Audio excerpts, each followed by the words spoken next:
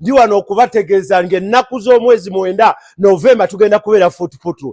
Fort Portal tugenda kubeerayo ennaku 3 okuvanga 7 tugenda kubanga tukampinzeeyo okuvanga ennaku z'omwezi 7 November nga 8 November kati mu 9 yegenda okubeera climax nga bagala n'omusajja mu America world champion mu MMA bamuka Lewis ate kati nina enwana ze njagala okulwana enwana nga 4 ng'okenkumo mu Kampala. I'm coming back in the ring. I'm coming back with fire. I am the reloaded Golola from the stigma up to the answer. Kati nze njagala nyama z'omusajja ono Lewis bikonde. Alyoka akimanye the Golola Moses is not a joking subject. Agenda kuva Fort Portal nga bamaze okumuwa empaako. Kubanga empaako yange yarari. Arari nazikiza omuliro. Arari munonga. Ekisooka bambi nebaza nnyo Shakib, nebaza nnyo ne Rickman.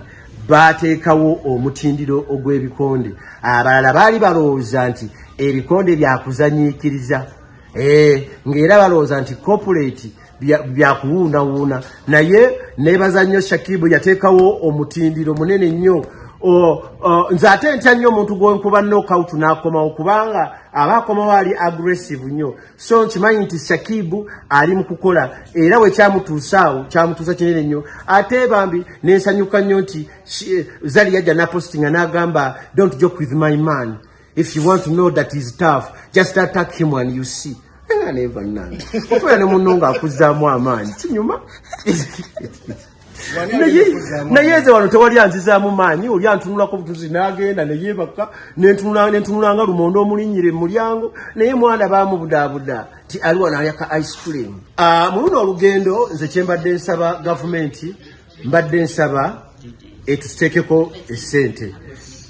Gavumenti ebiseera ebisinga zino zitera kubeera kampeyini zaabwe era gavumenti tugirabye nnyo ng'ekubiriza abantu embeera zino.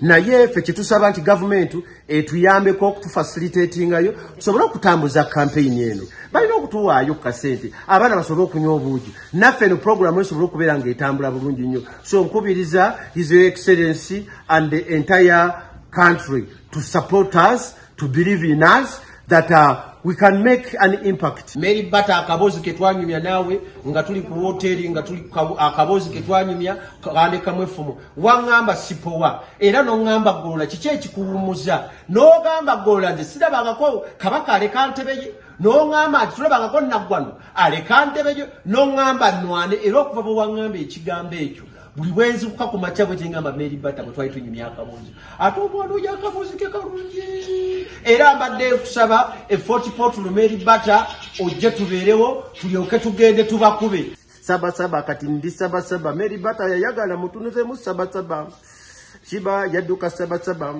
abaana Bata saba ate tebubba akayimba kagemu abayimbi akakayimba ka mulwanyi